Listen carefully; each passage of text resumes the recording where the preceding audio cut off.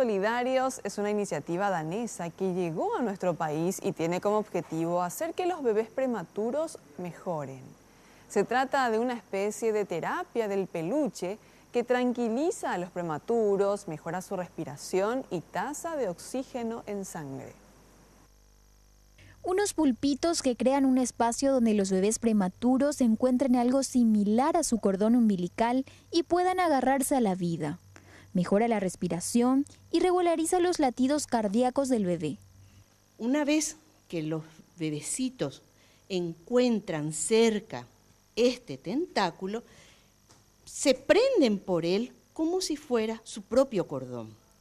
¿Qué hace esta aprehensión al tentáculo? Que el bebé pueda respirar con tranquilidad y así llega más oxígeno a la sangre. La iniciativa comenzó en Dinamarca en el año 2013.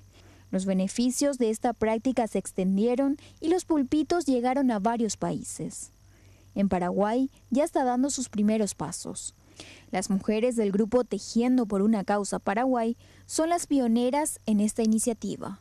Tenemos un comité que nos encargamos de controlar, revisar cada pulpo que entregan las voluntarias.